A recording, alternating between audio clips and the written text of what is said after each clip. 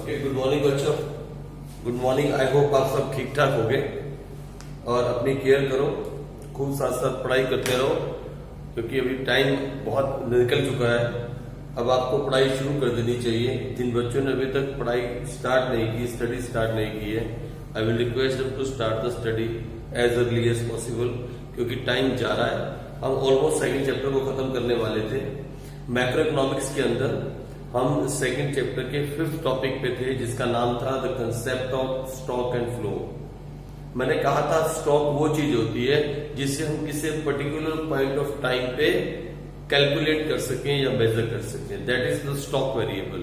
और फ्लो वो वेरिएबल है जिसे हम ड्यूरिंग अ पीरियड या तो पर डे या तो पर मिनट या तो पर आवर या तो पर ईयर के हिसाब से हम कैलकुलेट कर सकें या मेजर कर सकें। जैसे income is a flow variable. Income is a flow variable, but fixed deposit in the bank is a stock variable. Interest on fixed deposit is a flow variable. ठीक है नहीं? तो आपको समझना है कि फ्लो में और स्टॉक में फर्क क्या है। हमने उस दिन मीनिंग भी किया था, उसके बाद हमने मीनिंग करने के बाद हमने उसके बीच में डिफरेंस भी किया था, the difference between stock and flow. आज जो हमारा टॉपिक है, आज जो हमारा मेन टॉपिक था और रह गया था, उसका छोटा सा एक टॉपिक रह गया था 5th टॉपिक में से, वो था relation between stock and flow. What is the relation between stock and flow? देखो, कैपिटल एक स्टॉक है। कैपिटल मीन्स कैपिटल गुड्स आप कह सकते हो, मशीन्स। मैंने कहा था ना, आप 1 मिनट में कैलकुलेट कर सकते हो कितनी मशीन्स आपकी फैक्ट्री में है। लेकिन प्रोडक्शंस, उस मशीन को यूज करके करने वाली प्रोडक्शन, जो आप मशीन को यूज करते हो और उससे आप माल प्रोड्यूस करते हो, वो जो प्रोडक्शन है, वो जो आउटपुट है, वो फ्लो है। Because you can not just calculate the output. आपको कुछ टाइम चाहिए, या तो 1 दिन की आउटपुट या 1 महीने की आउटपुट या 1 वीक की आउटपुट या 1 साल की आउटपुट। सो कैपिटल एक स्टॉक है और आउटपुट जो है वो एक फ्लो वेरिएबल है। कैपिटल के बढ़ने से या कैपिटल के यूज करने से आउटपुट बढ़ती है। So we can say that use of stock can change the flow. जब हम स्टॉक का यूज करते हैं, क्योंकि कैपिटल एक स्टॉक वेरिएबल है, जब हम स्टॉक का यूज करते हैं तो उससे क्या बढ़ रहा है? आउटपुट बढ़ रही है। और आउटपुट क्या है? एक फ्लो वेरिएबल है। तो ये इंटर रिलेटेड है।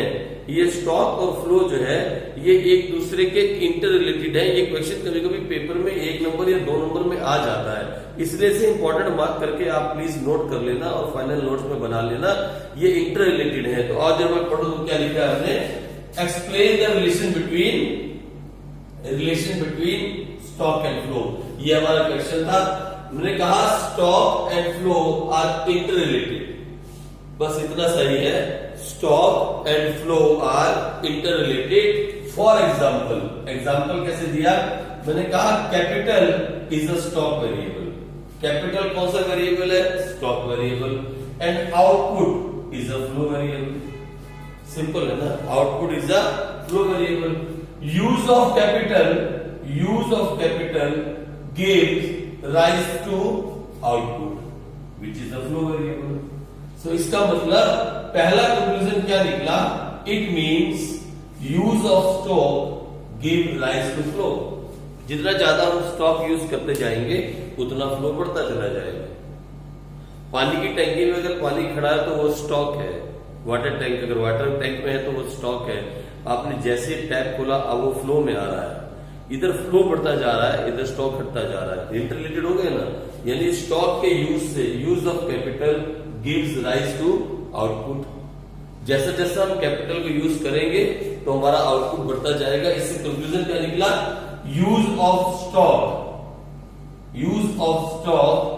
Give rise to flow. ये पहला रिलेशन हो गया। हम जैसे जैसे स्टॉक को यूज करते हैं तो फ्लो बढ़ता चला जाता है। बहुत सिंपल सी बात है, ज्यादा डेप्थ की बात नहीं है। आ जाओ आगे। It is not only one way relationship. ये नहीं कि सिर्फ स्टॉक के यूज करने से फ्लो बढ़ता है, ये उल्टा रिलेशन भी है। It is not only one way relationship. Output is a flow and it is partly use for consumption and partly use for investment. आप जितना प्रोड्यूस करते हो उसमें से कुछ आपने क्या कर लिया? कंज्यूम कर लिया, और कुछ क्या कर लिया? दोबारा से इन्वेस्ट कर दिया। और फिर वही बात, investment gets added in capital. Investment दोबारा जाके कहां पे ऐड हो जाती है? कैपिटल में ऐड हो जाती है। Investment again added in the capital, और कैपिटल क्या है? Stock variable. यानी जो आपने आउटपुट किया उसमें से कुछ आपने कंज्यूम कर लिया और कुछ आपने इन्वेस्ट कर दिया, और इन्वेस्टमेंट दोबारा जाके किस में ऐड हो गई? कैपिटल में ऐड हो गई। ये देखो यहाँ पे क्या कहा हमने, it means flow also affects the stock variable. Flow भी तो अफेक्ट करेगा स्टॉक वेरिएबल को, बिल्कुल करेगा। आई बात समझ में? तो बहुत सिंपल सा टॉपिक था। हमने कहा इन दोनों के बीच में रिलेशन ये है कि ये दोनों एक दूसरे पे इंटर रिलेटेड है। जब हम स्टॉक का यूज करते हैं, when we use stock the flows goes up, it rise the flow. और फिर जो फ्लो होता है उसमें से आधा हम कंज्यूम कर लेते हैं और आधा हम ये इन्वेस्ट कर देते हैं, या कुछ हम कंज्यूम कर लेते हैं, कुछ हम इन्वेस्ट कर देते हैं, और वो इन्वेस्टमेंट दोबारा किस में ऐड हो जाती है? कैपिटल के अंदर। और कैपिटल क्या है? स्टॉक।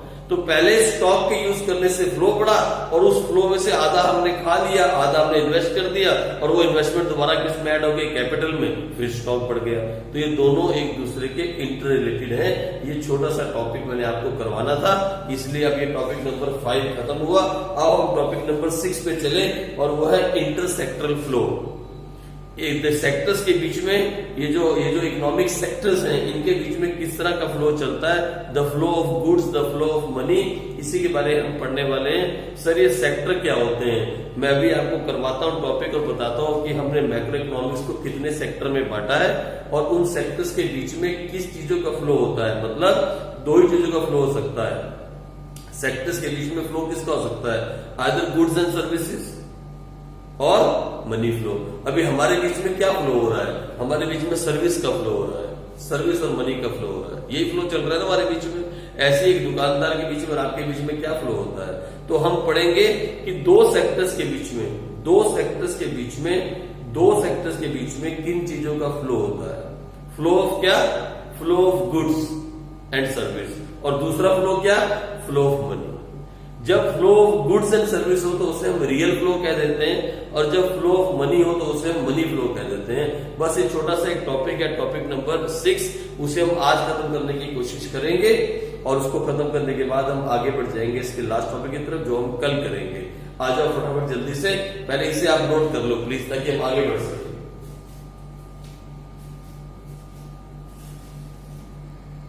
आ जाओ टॉपिक नंबर 6 पे चलते हैं। टॉपिक नंबर 6 जो है हमारा, मैंने आपको पहले टॉपिक लिखवा दिए थे। टॉपिक नंबर 6 है इंटरसेक्टरल फ्लोज। सेक्टर्स के बीच में कैसे फ्लो होता है और उनकी चीजों का फ्लो होता है, उसमें हम इस टॉपिक में पढ़ेंगे। लेकिन इस टॉपिक को मैंने 3 हिस्सों में डिवाइड किया है। पहला, what are the sectors of an economy. What do you mean by sectors of an economy? Sector मैंने हिस्सा, भाग। कितने सेक्टर्स में हमने इकोनॉमी को बांटा हुआ है, पहले हम उसके बारे में पढ़ेंगे। उसके बाद सेकंड पढ़ेंगे इंटरसेक्टर डिपेंडेंस। कैसे ये एक सेक्टर दूसरे सेक्टर पे डिपेंड है, कैसे ये एक सेक्टर दूसरे सेक्टर पे डिपेंड है। यानी पहला वाला सेक्टर दूसरे वाले पे, दूसरे वाला पहले वाले पे, तीसरे वाला दोनों पे, ये कितने सेक्टर्स हैं और कैसे ये सेक्टर्स एक दूसरे पे डिपेंड हैं, हम इसके बारे में पढ़ेंगे। पहले हम पढ़ेंगे कि सेक्टर्स कितने हैं, फिर पढ़ेंगे इनकी आपस में डिपेंडेंस क्या है, ये एक दूसरे पे कितना डिपेंड है, ठीक है। और तीसरा हम पढ़ेंगे इसके अंदर लास्ट में intersectoral flow of goods and services and money. इनके बीच में किन चीजों का फ्लो होता है और वो कैसे होता है, यानी कौन सा सेक्टर क्या देता है, कौन सा सेक्टर क्या लेता है, फिर किस सेक्टर से क्या मिलता है। इन सेक्टर्स के बीच में, ये जो 4 सेक्टर्स हैं, इनमें 2 सेक्टर्स के बीच में पढ़ने वाले हैं क्या, the flow of goods and services and flow of money. जब हम flow of goods and services करते हैं उसे हम रियल फ्लो बोलते हैं, और जब फ्लो ऑफ मनी करते हैं तो उसे हम मनी फ्लो बोलते हैं। हम आगे पढ़ने वाले हैं। तो इस टॉपिक को मैंने 3 हिस्सों में डिवाइड किया, और सबसे पहले स्टार्ट करें इसका पार्ट ए। मतलब पहला पार्ट वो है सेक्टर्स ऑफ इकोनॉमी। देखो, मैक्रो इकोनॉमिक्स के अंदर सेक्टर्स को 4 हिस्सों में बांटा गया है। मैक्रो इकोनॉमिक्स में पूरी इकोनॉमी को 4 सेक्टर में बांट दिया गया। We have divide the economy of a country in 4 sectors. हमने उसे 4 सेक्टर में बांट दिया। लेकिन हम बेसिकली 2 ही सेक्टर्स के बारे में पढ़ेंगे क्लास 12 के अंदर, वो है household sector and producer sector. हम ज्यादा इन्हीं दोनों के बारे में पढ़ते हैं, ठीक है जी। हम गवर्नमेंट सेक्टर और एक्सटर्नल सेक्टर के बारे में ज्यादा नहीं पढ़ते, हम ज्यादा इन दोनों के बारे में ही पढ़ेंगे +2 के अंदर, ठीक है। तो लो, हमने 4 सेक्टर में बांट दिया। एक हाउस होल्ड सेक्टर, जिसका काम है खाना कंज्यूम करना। दूसरा प्रोड्यूसर सेक्टर, जिसका काम है प्रोड्यूस करना। और तीसरा गवर्नमेंट सेक्टर, जो कि कंज्यूमर भी है और प्रोड्यूसर भी है। गवर्नमेंट प्रोड्यूस भी करती है और कंज्यूम भी करती है। और चौथा एक्सटर्नल सेक्टर, जिसमें हम डील करते हैं exports and imports of goods and services. कितने सिंपल 4 सेक्टर मैंने बांट दिया है, कंफ्यूज नहीं होना। हमने 4 सेक्टर में इसको बांट दिया और चारों सेक्टर्स के बारे में मैंने आपको 2-2 पॉइंट करके लिखा है, ताकि आप इजीली और बहुत इजी लैंग्वेज में आप इसे समझ जाओ। लो स्टार्ट करते हैं। सबसे पहले हम हाउस होल्ड सेक्टर से। हाउस होल्ड सेक्टर होता क्या है? ये लो, it includes consumer of goods and services. बोलो क्या लैंग्वेज है यार, सिंपल लैंग्वेज है। हाउस होल्ड सेक्टर में क्या होता है? It includes consumer of goods and services, simple है। उसके बाद household are also the owner of the factors of production। जो हाउस होल्ड सेक्टर है यही ऑनर होते हैं किसके?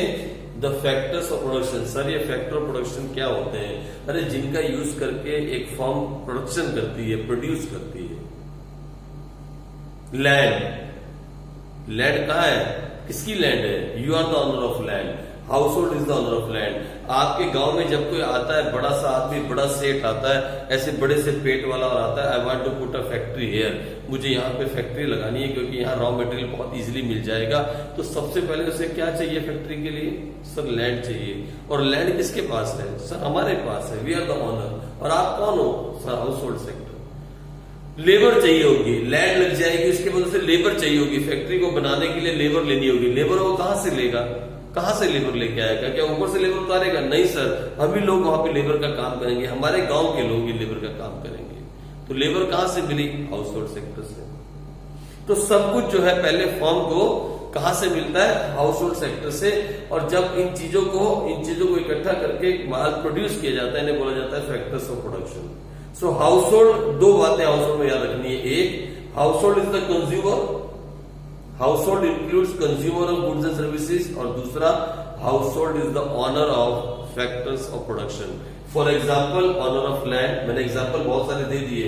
For example owner of land, for example owner of building, for example labour, for example capital, for example entrepreneurship. मालिक भी तो house hold से ही निकलते हैं। आप में से तो कोई उठेगा कल कंपनी लगाने के लिए, आप क्या हो? हाउस होल्ड सेक्टर हो। ठीक है जी। तो ये सारी बातें कहां से निकलती हैं? हाउस होल्ड से। तो हाउस होल्ड के अंदर रट्टाफिकेशन न करते हुए सिंपल दिमाग में अगर बात डाली जाए, हाउस होल्ड का मतलब क्या? Consumer of goods and services, जो कंज्यूम करते हैं गुड्स एंड सर्विसेज। दूसरा, they are the owners. Owner किसके? Of factors of production. What is factor of production? वो सारी चीजें जो यूज करके कोई चीज प्रोड्यूस की जाती है। These are called factors of production, जिनके बिना प्रोडक्शन नहीं हो सकती। They are called factors of production, जिनके लिए हमें कुछ देना पड़े, जैसे लैंड, जैसे कैपिटल, जैसे लेबर, जैसे बिल्डिंग का रेंट, बहुत कुछ, salary, wages, that all we pay to that. यह है फैक्टर्स ऑफ प्रोडक्शन। ठीक है जी। These are all factors of production. और भी बहुत सारे एग्जांपल हैं। तो ये हो गया हमारा हाउस होल्ड सेक्टर। पहले तो हमने इकोनॉमी को इन मैक्रो इकोनॉमिक्स, पहला सेक्टर क्या बांटा? House hold sector. आओ उसके बात करते हैं प्रोड्यूसर सेक्टर। ये कौन सा सेक्टर है? It includes all production units. Simple है यार, वहां पे ऑल कंज्यूमर्स और यहाँ पे ऑल प्रोडक्शन यूनिट्स। बहुत सिंपल है, ज्यादा डिटेल में नहीं जाएंगे, टाइम वेस्ट नहीं करेंगे। आ जाओ आगे। प्रोडक्शन यूनिट्स, जैसे फॉर्म भी कह सकते हैं, फॉर्म मैंने कंपनी। प्रोडक्शन यूनिट और firm get factors of production from the household. Simple है। देखो सेकेंड टॉपिक भी अपने आप से कवर होता जा रहा है। अगर आप देखोगे इंटर सेक्टर डिपेंडेंस जो मैं आपको आगे लिखवाने वाला हूं, वो भी ऑटोमेटिकली कवर होता जा रहा है। अब ये जो प्रोड्यूसर सेक्टर है किस पे डिपेंड है? On house hold. इसको हाउस होल्ड से तो मिलता है क्या? Factors of production. अगर आप किसी गांव में चले जाओ और बोलो मुझे यहाँ पे फैक्ट्री डालनी है, और सब गांव वाले आपके खिलाफ हो जाए, बोले नहीं आप यहाँ से भाग जाओ, क्या आप वहां पे फैक्ट्री स्टार्ट कर सकते हो? Can you start a production unit there? No sir, no. अगर आप प्रोडक्शन यूनिट डाल दो और आपको रॉ मटेरियल ना मिले, आपको लेबर ना मिले, आपको कोई पैसा देने को तैयार ना हो, कोई पैसा इन्वेस्ट करने को रेडी ना हो, कोई आपको लैंड ना दे, कोई आपको बिल्डिंग ना दे रेंट पे, तो आप काम कर सकते हो? नहीं सर, नहीं कर सकते। तो अगर आप प्रोडक्शन करना चाहते हो तो you will get all this factors of production from where? From household. Simple सी बात है। ये देखो, प्रोडक्शन यूनिट और firm get factors of production from the household because these are the owners of factors of production। ये लोग owner हैं, ये मालिक हैं किसके? फैक्टर्स ऑफ प्रोडक्शन के। और प्रोडक्शन सेक्टर जो है, प्रोड्यूसर सेक्टर जो है, वो डिपेंड करता है इनके ऊपर किस चीज के लिए? For the factors of production. Simple सी कहानी। For example, hire of land by firm, for example hire of building by firm, for example hire of labour by firm, है ना? ये सारी बातें। तो दूसरा सेक्टर कौन सा हो गया? प्रोडक्शन सेक्टर, जहां पे सारी प्रोडक्शन यूनिट्स आती हैं। तीसरा सेक्टर कौन सा है? Government sector. Government sector, it includes government as a welfare agency and as a producer. Government consumer का काम भी करती है और प्रोड्यूसर का काम भी करती है। हम यहाँ पे government as a welfare agency की बात करने वाले, मतलब गवर्नमेंट वेलफेयर के लिए बहुत सारे काम करती है, जैसे लॉ एंड ऑर्डर मेंटेन करना, जैसे डिफेंस सर्विसेज मेंटेन करना, और भी मिड डे मील को देना, बच्चों को मिड डे मील देना, और फ्री में हेल्थ सर्विसेज देना। ये बहुत सारी चीजें गवर्नमेंट करती है। तो गवर्नमेंट सेक्टर के अंदर government, it includes government as a welfare agency, जो लोगों की भलाई के लिए काम करती है, and government as a producer. लेकिन हम गवर्नमेंट सेक्टर को आगे नहीं पढ़ते। जब हम इंटर सेक्टरल फ्लो पढ़ेंगे, वहां हम गवर्नमेंट सेक्टर के बारे में नहीं पढ़ने वाले। हम दो ही सेक्टर के बारे में पढ़ने वाले हैं, इन दो सेक्टर्स के बारे में। ठीक है जी? तो ज्यादा डेप्थ में जाने की अभी इसमें जरूरत नहीं। तो गवर्नमेंट सेक्टर क्या हो गया? It includes government as a welfare agency and government as a producer. फिर बी पॉइंट में, as a welfare agency, government performs such welfare functions like law and order, like defense and etc. ज्यादा detail में नहीं जाएंगे। आ जाओ external sector. ये क्या है? It includes all such activities which are related to export and import of goods and services. It includes all activities which include exports and import of goods and services. ये external sector की बात हो गई। और ये क्या है? It includes the flow of capital between the domestic economy and the rest of the world. यानी हमारे देश में कितना पैसा आया, हमारे देश से कितना पैसा गया, ये सारी बातें इसके अंदर हम पढ़ने वाले हैं। That is external sector, means exports and imports. इसका भी हम इंटरसेक्टरल फ्लो नहीं पढ़ते, हम सिर्फ इन दोनों का इंटरसेक्टरल फ्लो पढ़ने वाले हैं। ठीक है जी? तो 4 सेक्टर में इकोनॉमी को बांटा है हमने। The economy in macroeconomics, the economy is divided in 4 sectors। कौन से 4 sector? Sir, household sector, जिसमें कंज्यूमर आते हैं and they are the owners of factors of production. दूसरा प्रोड्यूसर सेक्टर, जिसमें सारी प्रोडक्शन यूनिट्स आती हैं and they depend on who? They depend on the owners of the factors of production, they hire from them. ठीक है? तीसरा government sector. Government sector के अंदर government as a welfare agency and government as a producer दोनों आ जाते हैं। As a welfare agency, government perform so many activities like law and order, defence, mid day meal, this and this that, so many. और चौथा sir external sector, जहां पे वो सारी activities आ जाती है which are related to exports and imports of goods and services. Simple है। इन दो के बारे में ज्यादा डिटेल में नहीं जाना, इन दो के बारे में आपको समझ में होनी चाहिए। अब हम पढ़ लेते हैं कि कैसे ये चारों सेक्टर एक दूसरे पे डिपेंड हैं। How this sectors are dependent on each other, उसको पढ़ते हैं। फिर उसके बाद हम पढ़ेंगे इनके बीच में फ्लो कैसे होता है और कौन सा फ्लो होता है। गुड्स का फ्लो होता है तो उसे क्या कहते हैं, मनी का फ्लो होता है तो उसे क्या कहते हैं, गुड्स का फ्लो होता कैसे, मनी का फ्लो होता कैसे। छोटा सा टॉपिक रह जाएगा और खत्म कर देंगे। आओ इसके बी पार्ट में चले। इंटरसेक्टरल डिपेंडेंस क्या है, ये सेक्टर एक दूसरे पे कैसे डिपेंड है, आओ ये पढ़ते हैं। अब आगे स्टार्ट करते हैं, आप नोट कर लो। आ जाओ आगे चलें, इसके सेकंड वाले बी पार्ट पे चलते हैं। और बी पार्ट में हमने क्या कहा? बी पार्ट में हम पढ़ने वाले हैं इंटरसेक्टरल डिपेंडेंस। ये सेक्टर कैसे एक दूसरे पे डिपेंड है। ये तो आप समझ गए होंगे कि अगर फैक्ट्री शुरू करनी है तो क्या चाहिए? लैंड। और लैंड का ओनर कौन है? Household sector. फैक्ट्री में काम करने के लिए क्या चाहिए? लेबर। और लेबर कहां से मिलेगी? House hold sector. और फिर हाउस होल्ड सेक्टर भी तो डिपेंड है प्रोड्यूसर सेक्टर पे, क्योंकि हाउस होल्ड को खाने के लिए क्या चाहिए? गुड्स। और गुड्स कौन सप्लाई करेगा? Production sector. तो एक दूसरे पे इंटरडिपेंडेंट है, ये एक दूसरे पे पूरी तरह से डिपेंडेंट है। कैसे डिपेंडेंट है आओ थोड़ा सा देख लेते हैं। बहुत सिंपल सा टॉपिक है, छोटी सी बात दिमाग में रखनी है। क्या? Each sector of the economy depends on each other and this is called intersectoral interdependence. इसे हम क्या बोलते हैं? इंटरसेक्टरल इंटरडिपेंडेंस। हर एक सेक्टर ऑफ द इकोनॉमी एक दूसरे पे डिपेंड है। आओ आगे चले। नंबर 1, सबसे पहला number 1, house hold sector depends on producer sector. किसके लिए? किसके लिए? For supply of goods and services needed for consumption. House hold sector depend है किसके ऊपर? प्रोड्यूसर सेक्टर के ऊपर। किसके लिए? For the supply of goods and services which they need for consumption. अगर आज सारा प्रोडक्शन सेक्टर बंद हो जाए तो हम खाएंगे कहां से?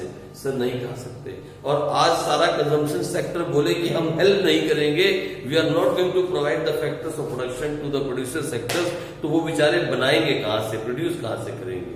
सर नहीं कर सकते। तो एक दूसरे पे इंटरडिपेंडेंट है। आ जाओ इधर दूसरा पढ़ते हैं फटाफट जल्दी से। Producer sector depends on house hold sector. किसके लिए? किसके लिए? For the supply of factors of production. किसके लिए? For the supply of factors of production. क्यों चाहिए वो? Needed for production of goods and services. House hold sector depend है प्रोड्यूसर सेक्टर पे, supply of goods and services needed for consumption. Producer sector depend है household sector पे for the supply of factor productions needed for production of goods and services. कितना simple है यार, क्या करें? इससे ज्यादा सिंपल मैं नहीं लिख सकता। फिर government sector depends on producer and household sector. ये दोनों पे डिपेंड है। क्यों? गवर्नमेंट के पास अगर टैक्स नहीं आएगा, रेवेन्यू नहीं आएगा, तो गवर्नमेंट कुछ नहीं कर सकती। और टैक्स कहां से आएगा? या तो हाउस होल्ड सेक्टर से आएगा और या फिर आएगा किससे? प्रोड्यूसर सेक्टर से।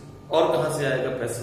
गवर्नमेंट और पैसा कहां से लाएगी? सर गवर्नमेंट पेड़ लगा देगी। सर अरे पेड़ों से पैसा नहीं आता है। आ जाओ इधर फटाफट से। क्या है? Government sector depends on producer and household sector for its tax and non tax revenue. Simple है, ज्यादा डिटेल में नहीं जाऊंगा।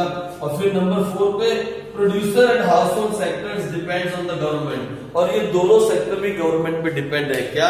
Government to provide them law and order. शांति होगी तभी तो बिजनेस कर पाओगे। अगर रोज दंगे हो जाएं, रोज आपस में लड़ाइयां हो जाएं, तो क्या आप बिजनेस कर पाओगे?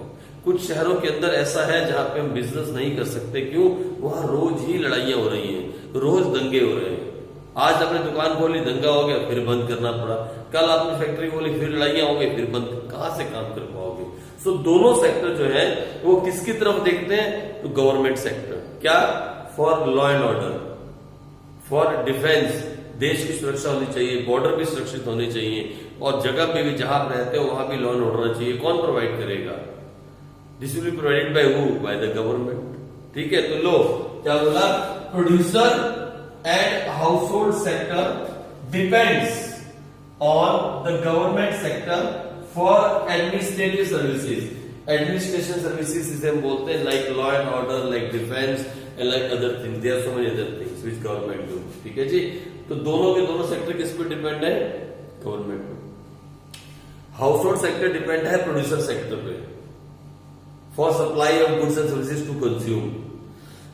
प्रोड्यूसर सेक्टर डिपेंड है हाउस होल्ड सेक्टर पे for supply of factor of production to produce the things. Government sector depend है दोनों पे for tax and non tax revenue. और दोनों सेक्टर डिपेंड है गवर्नमेंट पे फॉर एडमिनिस्ट्रेटिव सर्विसेज। अरे इसको रट्टा मारने की जरूरत है क्या? इसको रट्टा मारने की कोई जरूरत दिख रही है क्या आपको अभी तक? नहीं सर नहीं, रट्टा नहीं मारेंगे। रट्टाफिकेशन मत करना, तोते मत बनना, समझ के चलना। बहुत धीरे धीरे चल रहे हैं, भागना नहीं है। मैंने फिर बार बार कहा सर आप एडवर्टाइजमेंट देने वाले हो क्या? अरे नहीं, मैं आपको समझाना चाहता हूं और हर वीडियो में आपको ये बात मैं समझाता हूं। भाग के सिलेबस खत्म करना टारगेट नहीं है। कहां जाओगे? मार्च में फंस जाओगे। भाग के दौड़ के सिलेबस खत्म करना टारगेट नहीं है, समझ के सिलेबस खत्म करना टारगेट है। बेशक 4 दिन, 5 दिन, 10 दिन, 15 दिन फालतू लग जाए, कोई प्रॉब्लम नहीं है। कुछ चैप्टर ऐसे हैं जो बहुत छोटे हैं, बहुत कम दिनों में हो जाएंगे, कुछ चैप्टर ऐसे हैं जो बहुत समझ के करने वाले हैं, उनमें थोड़े दिन ज्यादा लगा देंगे। जिस टॉपिक में जरूरत नहीं होती ज्यादा डिटेल में जाने की, मैं खुद ही बोल देता हूँ बस ठीक है यहां तक आप समझ जाओ बहुत है। आई मेरी बात समझ। इसीलिए दौड़ना हमारा टारगेट नहीं है बेटे, हमारा टारगेट है to finish up the syllabus while we are understanding it. हम उसको समझ समझ के खत्म कर रहे हैं। रट्टा फिनिशन करके तो किताबें भरी पड़ी, उठा लो किताब और बैठ जाओ रोज शाम को और 2 घंटे लगा दो और रट्टा मार लो। रट्टा नहीं मारना है। इकोनॉमिक्स में 12th क्लास में रट्टा नहीं मारना है। अगर 100 में से 100 मार्क्स चाहिए तो आप साथ साथ नोट्स प्रिपेयर करते रहो। और जितना आपने अभी तक पढ़ा है, हमने फर्स्ट चैप्टर का एक ही टॉपिक किया था, what is the meaning of macro economics. Second हमने नहीं किया था, difference between micro and macro, क्योंकि अब 11th क्लास में कर चुके थे और 2 टॉपिक हमने छोड़ दिए और सेकंड चैप्टर में हम आ गए, जिसके हमने आज ऑलमोस्ट 5 टॉपिक खत्म कर दिए और 6th वाला हम करने वाले हैं। एक ही टॉपिक रह गया, सर्कुलर फ्लो ऑफ इनकम। उसके बाद हम चले जाएंगे अगले टॉपिक पे, national income and it's aggregates. वहां भी थोड़ी सी थ्योरी हम पढ़ेंगे, लेकिन बहुत अच्छी वाली मजेदार थ्योरी हम पढ़ेंगे। तो आप फिक्र नहीं करो, आप प्लीज टेंशन मत लो। आप टेंशन नहीं लो तो फटाफट से आओ, आगे बढ़े। आप इतना नोट करो, मैं आगे आपको लास्ट इसका टॉपिक करवा दूं। क्या? Intersectoral flow of goods and services and money. कैसे इन सेक्टर्स के बीच में फ्लो होता है, और इसका गुड्स का और सर्विसेज का और पैसे का। लेकिन कौन से 2 सेक्टर? सर सिर्फ प्रोड्यूसर सेक्टर और हाउस होल्ड सेक्टर। आओ फटाफट से आप देख लो, इसको नोट करो, फिर हम आगे चलते हैं और टॉपिक नंबर 6 को खत्म करें। आ जाओ नेक्स्ट इसके लास्ट सी पार्ट पे चले, intersectoral flows of goods services and money. अभी हमने पढ़ा कि कितने सेक्टर्स में बांट दिया, हमने 4 सेक्टर में बांट दिया। कौन कौन से sector? Sir household sector, sir producer sector, government sector and external sector. फिर हमने पढ़ा कि ये चारों सेक्टर एक दूसरे पे डिपेंड कैसे हैं।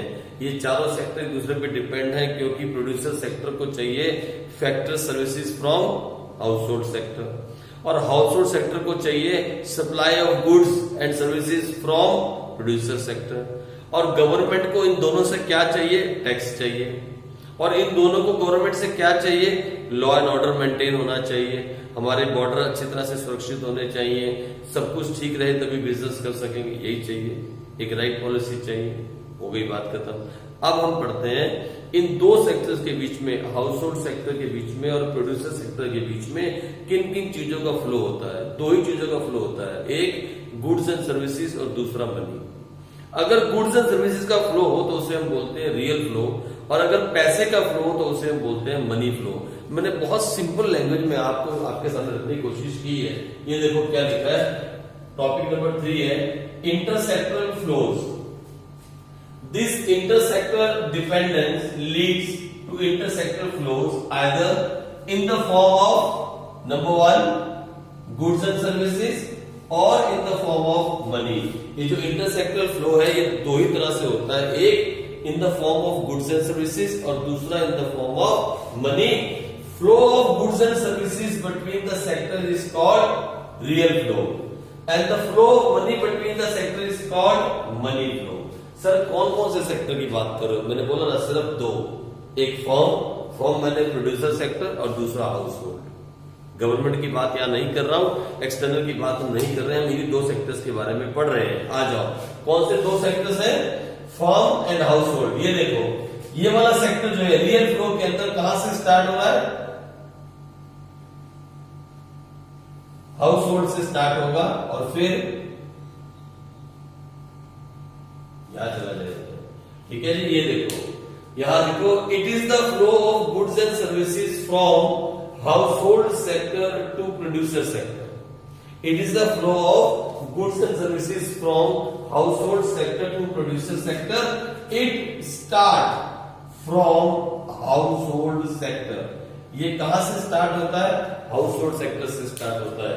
Real flow always start from household sector, always start from household sector, always start from household sector। याद है,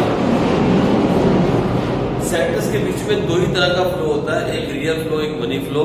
रियल फ्लो को हम बोलते हैं गुड्स एंड सर्विसेज फ्लो, और मनी फ्लो में मतलब पैसे का फ्लो। रियल फ्लो स्टार्ट कहां से होता है? हाउस होल्ड सेक्टर से। रियल फ्लो कहां से स्टार्ट होता है? हाउस होल्ड सेक्टर से। ठीक है जी, तो आगे बढ़ते हैं। It starts from household sector at first, सबसे पहले क्या होता है, हाउस होल्ड सेक्टर, पूरा लिख लेना आप, पूरा लिखना, household sector supply factor services to the firm. सबसे पहले हाउस होल्ड सेक्टर प्रोवाइड करता है, क्या प्रोवाइड करता है, फैक्टर सर्विसेज। ये फैक्टर सर्विसेज क्या होती है सर, जिसको यूज करके हम प्रोडक्शन कर सकते हैं। These are called factor services like land, labor और सर कैपिटल और एंटरप्रेन्योरशिप और भी बहुत सारी चीजें, ये सब क्या प्रोवाइड करता है, household sector to the firm. At first, ये सब आज ही निकलेंगे, आज ही चले जाओ आप सब प्लीज, कल नहीं आना। ये देखो इधर, at first the household sector provides factor services to the firm. किसके अंदर, रियल फ्लो के अंदर। रियल फ्लो होता क्या है, the flow of goods and services between two sectors. कौन से दो सेक्टर्स, हाउस होल्ड सेक्टर और फर्म सेक्टर। फर्म मैंने प्रोड्यूसर सेक्टर, ये फर्म है ना, इसको हम प्रोड्यूसर सेक्टर लिख सकते हैं। ये हाउस होल्ड हो गया, आ जाओ। तो सबसे पहले it start from household sector. At first household sector supply factor services to the firm and, मैंने जानबूझ के इसको बांट दिया, and firm produces goods and services with the help of these factor services which are later on purchased by the household। और firm क्या करती है, इस फैक्टर सर्विस को यूज करके क्या बनाती है, गुड्स बनाती है और किन्हें सप्लाई कर देती है, हाउस होल्ड सेक्टर्स को सप्लाई कर देती है। बाद में हाउस होल्ड सेक्टर इसको खरीद लेता है। तो दो ही तो काम हो रहे हैं रियल फ्लो के अंदर। हाउस होल्ड ने फैक्टर सर्विस दी, फर्म ने गुड्स बनाया और सप्लाई कर दिया, किसको, हाउस होल्ड को कर दिया। And this process continues. अगर ये लाइन नीचे नहीं दिख रही है तो नीचे लिखा है एंड दिस प्रोसेस कंटिन्यूज, और ये प्रोसेस चलता रहेगा। तो कितनी बड़ी बात है रियल फ्लो के अंदर, real flow between the two sectors firm and household. Household से स्टार्ट होगा, हाउस होल्ड देगा फैक्टर सर्विस और फर्म देगी supply of goods and services. Simple सी बात है, firm produces goods and services with the help of these factor services which are later on purchased by the household sector। Real flow start होता है household sector से। पहले household firm sector को goods and services, sorry factor services provide करता है और firm house hold sector को goods and services provide करती है, जिसे बाद में ये सेक्टर परचेज कर लेंगे। यही होता है ना, पहले कोई फैक्ट्री आपके वहां पे गांव में लगने के लिए आई या शहर में लगने के लिए आई, आपने फैक्ट्री वाले को क्या दी, जगह दे दी, आप हाउस होल्ड सेक्टर हो। फैक्ट्री वाले ने क्या किया, उस जगह पे प्रोडक्शन की, फिर सामान बना के किसको बेचा, आप ही लोगों को बेच दिया। यही तो रियल फ्लो है। और यहाँ आ जाओ मनी फ्लो में, उससे भी सिंपल है, flow of money between the sectors is called money flow. और कैसे मनी फ्लो, देखो आप देख रहे हो कहां से स्टार्ट हो रहा है, ये देखो,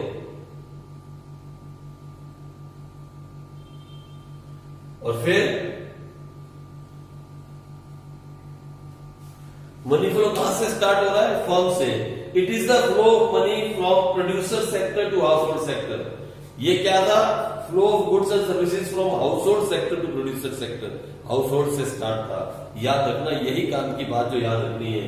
it is the flow of money from producer sector to household sector, from producer sector to household sector. ऐसे चल रहा है, ये ऐसे चल रहा है, वो ऐसे चल रहा है, याद रखो इधर। इट स्टार्ट फ्रॉम, कहां से स्टार्ट होता है, it start from producer sector. At first firm gives factor payment to the household. सबसे पहले कंपनी उन लोगों को, जो लोग वहां काम करते हैं, जो कि हाउस होल्ड सेक्टर से आए हैं, उन्हें पेमेंट करती है, उन्हें पेमेंट करती है। किसी को सैलरी देती है, किसी को वेजेस देती है, किसी को उसकी जगह का रेंट देती है, किसी को इंटरेस्ट देती है उसकी कैपिटल पर, बहुत कुछ देती है। और फिर क्या होता है, उसके बाद क्या होता है, आ जाओ, household sector use this money to purchase goods and services. और हाउस होल्ड सेक्टर इसी पैसे का यूज कर लेता है, किससे, to purchase goods and services which are produced by the firm. कितना सिंपल है। रियल फ्लो के अंदर हम पढ़ते हैं the flow of goods and services. Start कहां से होता है, सब प्रोड्यूसर, ये हाउस होल्ड सेक्टर से। हाउस होल्ड सेक्टर पहले प्रोवाइड करता है factor services to the producer sector, और प्रोड्यूसर सेक्टर क्या करता है, वहां पे गुड्स बना के सप्लाई कर देता है, किसको, हाउस होल्ड सेक्टर को। जब हम मनी फ्लो की बात करते हैं तो मनी फ्लो कहां से स्टार्ट होता है? सर प्रोड्यूसर सेक्टर से। पहले फर्म्स पैसा देती है, सैलरियां देती है, सब कुछ देती है, रेंट देती है, वेजेस देती है टू हाउस होल्ड सेक्टर, और हाउस होल्ड सेक्टर उसी पैसे का यूज फिर क्या करता है? To buy the goods from the firm. तो ये इसी तरीके से पूरा सर्कल चलता रहता है। जब हम इसके अगला टॉपिक पढ़ेंगे ना, circle of flow of income, वहां पे हम पढ़ेंगे कि कैसे ये पूरा सर्कल कंप्लीट हो जाता है। अब आगे पढ़ने वाले लास्ट टॉपिक वो बहुत इंपॉर्टेंट है, इनफैक्ट ये भी इंपॉर्टेंट है, ये वाला टॉपिक का ये वाला पार्ट बहुत इंपॉर्टेंट है। आप इसे एक दो बार दोबारा से पढ़ लेना, और बस हम आज यही खत्म करेंगे, एंड दिस प्रोसेस कंटिन्यूज। हम इसे यही खत्म करेंगे, फिर मिलेंगे कल, और कल हम लास्ट टॉपिक करके इस चैप्टर से बाहर आने की पूरी कोशिश करेंगे। तब तक के लिए बाय बच्चों, कल मिलते हैं।